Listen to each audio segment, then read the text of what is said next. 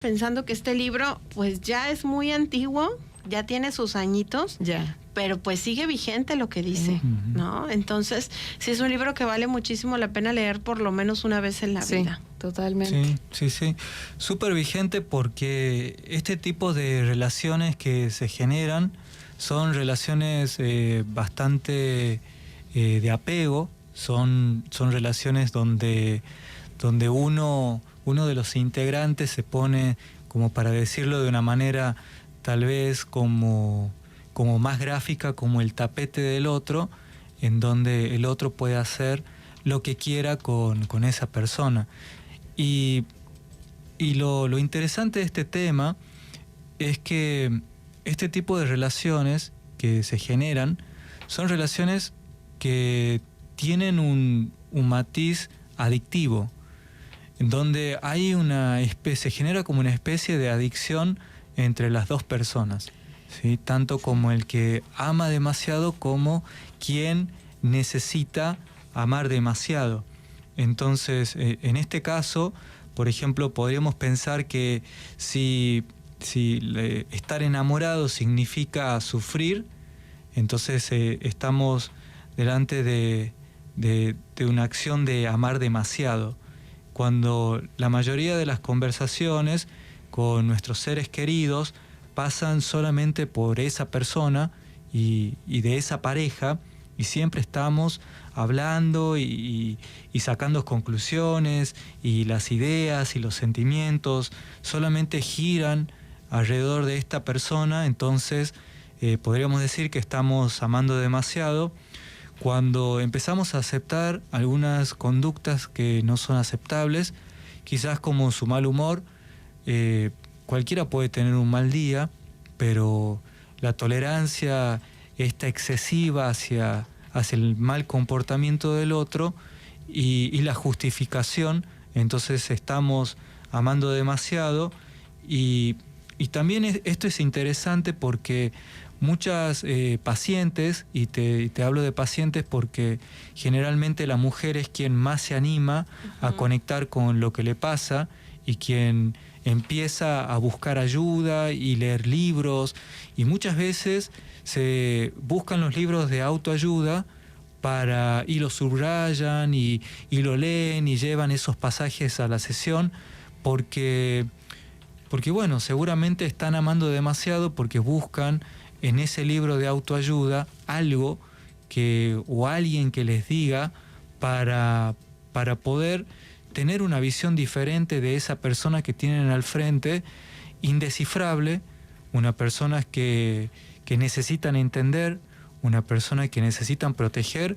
Ya vamos a hablar un poquito más adelante por qué esta necesidad y este deseo compulsivo, impulsivo, de tratar de proteger al otro a una costa de la desprotección propia. Yo creo que es muy interesante los puntos que toca Guille, porque si los pudiéramos tal vez como nombrar para que la gente que nos escucha pueda de alguna manera ver si se puede identificar con esto, ¿cómo los dirías, Guille? ¿Cómo puntualizarías cada uno de ellos? Bueno, tendría que haber una conducta como una conducta de servicio incondicional. ¿Qué quiere decir esto? Quiere decir que la persona se entrega incondicionalmente, abnegadamente a la otra persona.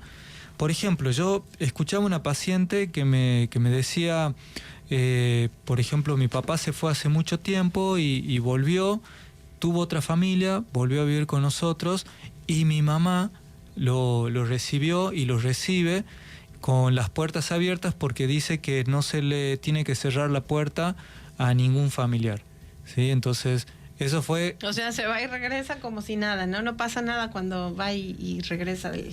Y bueno, pero fíjate cómo esa idea como de servicio incondicional por parte de la mujer es algo que a simple vista pareciera como algo muy bueno, pero todo en exceso no es bueno, ¿sí? Es decir, hay virtudes que cuando son excesivas pasan a ser defectos. Entonces sí es importante identificar por lo menos esta función, porque entregarse todo quiere decir no quedarse con nada propio, significa como vaciarse. Y eso a través del tiempo va generando una sensación de que la persona necesita de la otra persona para poder subsistir. Y esto es muy peligroso porque se genera ese tipo de dependencia que más adelante es muy difícil de salir, es más difícil de romper, porque toda la vida giró alrededor de esa persona. ¿Sí? Entonces el primer punto sería la conducta de servicio incondicional. Después tiene que haber otro, ¿verdad? Como el síndrome de la salvadora. ¿Sí? Esto quiere decir que la persona que ama demasiado se pone en un lugar de salvar a la otra persona, ¿sí? Como de superhéroe, podríamos decir, o la Vamos a poner ejemplos para que el público que nos escucha pueda identificarse, porque yo creo que casi siempre, y cuando hablamos de conductas humanas, es bien fácil decir, ay, pues mi mamá, ¿no? Ajá. O mi hermana, o mi pareja, o fulanito. Ay, es que mi comadre es así. Pero casi nunca reconocemos que los que somos así somos nosotros, ¿no? Por lo general siempre es más fácil señalar a los demás.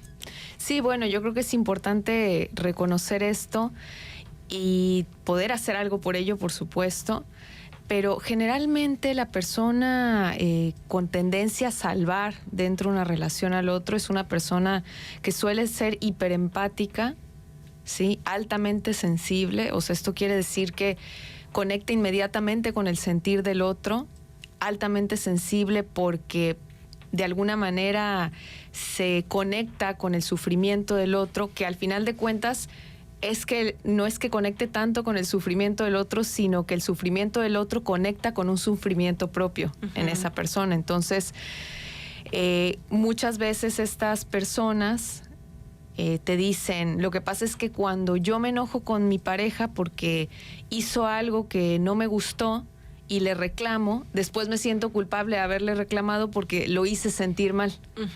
¿Sí? Se arrepienten, ¿no? Se arrepienten. O, por ejemplo, cuando tienden a decir, no, es que tuvo una infancia muy difícil y por eso es malhumorado, por eso me grita de esa manera, su papá o su mamá le gritaban así. Lo justifican. Lo justifican, y no solamente lo justifican como para hacerlo quedar bien frente a los demás, o sea, es que realmente ellos así es como ven a la pareja o a la persona, ¿sí? Como alguien que de alguna manera estuviera como enfermo emocionalmente y habría que protegerlo de eso, ¿no? A veces protegerlo hasta de su propia autodestrucción. Es que no se da cuenta, es que le faltaría ir a terapia o le falta salir más con los amigos. Entonces van haciendo cosas, pero eso tiene el simple objetivo además también de salvar la relación. Y este síndrome de la salvadora o del salvador, ¿podría ser entonces esta pareja o esta persona que todo el tiempo quiere evitar que el otro sufra? Sí. Y quiere ayudarlo para todo. Sí, exactamente, sí. Desde muchos aspectos, pero principalmente desde lo emocional. Principal, tiene que haber una conexión emocional muy grande para que alguien ceda parte de su vida o mucho de su vida hacia la otra persona. Entonces, yo pensaba en este ejemplo cuando, por ejemplo, la pareja engaña a su pareja y entonces se va a dar el punto de separación, y donde la otra persona empieza a llorar y le dice que lo perdone o la perdone porque, no sé, su papá siempre estuvo ausente, porque nunca supo querer, porque esto aprendió desde su casa. Y entonces esta situación donde la persona ve a su pareja llorar le produce como esta culpa de decir, ay, pobrecito, tuvo una vida muy difícil, entonces por eso hizo lo que hizo, pero no es su culpa, es culpa de su pasado. Entonces, a partir de ahí creo que la persona que le cree, ¿sí?, a su pareja, es porque hay como un deseo en el fondo de que esta persona va a cambiar al verlo como tan vulnerable, tan frágil, llorando. Entonces se viene la idea de que a partir de ahí las cosas van a ser diferentes, pero bueno, nadie que realmente no quiera cambiar profundamente, realmente no va a haber un cambio, sino simplemente tal vez dejar de hacer algo momentáneamente, una semana, 2 semanas, un mes. Sí, por ejemplo, estaba pensando en otro ejemplo, ¿no? Podría ser la persona que se relaciona con alguien que es adicto al alcohol o a las drogas. Y no, pues es que conmigo sí va a dejar el alcohol, ¿no? Conmigo sí va a cambiar, o va a dejar de ser tan mujeriego, ¿no? Ya por fin me encontró a mí y entonces ya no le va a poner el cuerno, ya no me va a poner el cuerno porque ya encontró el amor de su vida y va a cambiar por completo, ¿no? Sí, esto es muy frecuente y ahora que lo dices y hablábamos de las personas que aman demasiado, pero también podríamos decir que en frecuencia, o al menos yo creo muy apoyado por la cultura y el machismo, las mujeres presentan mucho más esta tendencia de salvadoras que los hombres, ¿sí? Porque hemos crecido bajo la idea de que somos nosotras o las mujeres esta madre que se entrega, que cuida, que deja de ser ella misma para proteger al otro, y muchas crecimos directa o indirectamente escuchando que había que servir al otro, ¿no? Al hombre. O sea, tener todo listo, preparado para que no sufra, para que no le sea difícil, porque ya lo difícil lo vive afuera en el trabajo, ¿no? Y lo peligroso de esta forma de pensar es que eso significa asumir que perdonaríamos o pasaríamos por alto, justificaríamos o intentaríamos salvar al otro del mismo daño que no solamente se hace a sí mismo, sino que nos hace a nosotros, ¿no? O a nosotras. Entonces, también tiene que ver con una construcción cultural, sí, en relación al machismo. Y también hablábamos, Guillermo y yo ayer, que tiene mucho que ver también con la construcción del amor romántico, ¿no? Como de este amor que todo perdona. Incluso hablábamos de algunas canciones que así mencionan, ¿no? Ay, sí. Sí, de hecho hacíamos un análisis de las canciones, justamente canciones que tienen que ver con el exceso de consumo de alcohol y en ese exceso el hombre puede conectar repentinamente con sus emociones a las 3 de la mañana, 4 de la mañana. ¿Cómo cuáles? Y lo llama. Hay una, bueno, no sé si es una ranchera, es una de Cristian Nodal. Nodal, creo que... Botella, ajá, sí, la de para olvidarme de ella. Sí, esa y hay una de Maluma también que se llama Sobrio, que justamente habla de la misma situación del hombre que se da cuenta que la perdió. Incluso es buenísimo el video de Sobrio de Maluma, deberían de verlo, porque al final del video él está así en medio de la calle como para matarse porque no puede más de que no está con ella. Y ella llega y lo salva, o sea, lo empuja al otro lado de la carretera como para que salvarlo del carro que viene, ¿no? Y a mí se me hace como súper, como simbólico ese momento del video, porque así termina el video. Porque además ni siquiera te preguntas qué pudo haber hecho el personaje para que ella lo deje, ¿sí? Sino que dices... O sea, pobre, está sufriendo, ¿no? O sea, está sufriendo, mira cómo sufre por ella y al final ella lo salva, ¿no? Entonces, esto se va repitiendo y se va reforzando no solamente en los hogares, en la cultura, sino también en la música, en las novelas, en los libros. Sí, una paciente me decía, compartime canciones que son alegres porque necesito cambiar y escuchar otro tipo de música. Y entonces entro a YouTube, empiezo a buscar y dije, wow, el 90% son canciones que hablan de rupturas, de desamores, de relaciones complicadas, de lo amé demasiado pero no me amó. Pues es lo que vende, ¿no? Es increíble. Entonces pude hacer una selección. Por suerte hay artistas que apuestan a otros tipos de letras, pero eso me hizo también reflexionar que estamos invadidos por canciones y mensajes constantes que van naturalizando cierto tipo de relación. El amar demasiado. El amar demasiado, claro. El perdonar todo, el soportar todo, O el que estar a incluso pesar de todo. esta idea de que las relaciones son para sufrir, ¿no? O que tienes que aguantar, porque al fin y al cabo es el constructo social de los mexicanos o de los latinoamericanos, ¿no? El hecho de aguantar, de que vas a aguantar porque te vas a divorciar, porque la mujer tiene que estar en su casa, porque el hombre puede tener muchas mujeres, porque pues si se va puede regresar, ¿no? Y porque tarde o temprano, aunque se vaya, va a regresar porque tú eres la esposa. Ah, ¿sabes qué es interesante lo que decís? Porque alguna vez tuve un caso de un paciente que se divorció de la mujer mucho tiempo, como 3 años, y él ya estaba en pareja, y él me decía, yo me muero si mi mujer, si yo la encuentro a mi mujer con otra persona.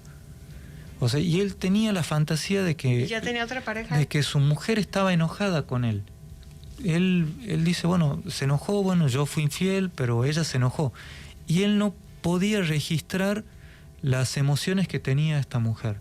O sea, quizás el dolor de él por haberla engañado, por no haberle dado ese lugar, por haber pasado tanto tiempo también en mentira, en esconder cosas. Entonces esa construcción también me parece es una construcción que genera muchas rupturas. Porque al no haber una empatía, una conexión con el otro, entonces se generan ciertas situaciones en donde la persona no puede conectar con el dolor del otro, y cuando no conecta con el dolor de otro, pasa directamente al acto. O sea, yo por impulso voy a satisfacer mis deseos, mis necesidades, a costa de las emociones de la otra persona, de las otras, porque sí, al haber otras personas involucradas, no podemos pensar que la persona con quien engañó es una persona que tal vez no sepa que tiene esposa, que tiene esposo, o tal vez sí lo sabe, pero también hay una ilusión por parte de esa persona. Entonces hay como una conexión, y una conexión simplemente con nuestra necesidad, y hay una desconexión con la necesidad de los otros. Sí, es bien interesante lo que está mencionando el psicólogo Guillermo Mar y la psicóloga Mariel Ortiz. Nos vamos a ir a la pausa y enseguida regresamos para continuar.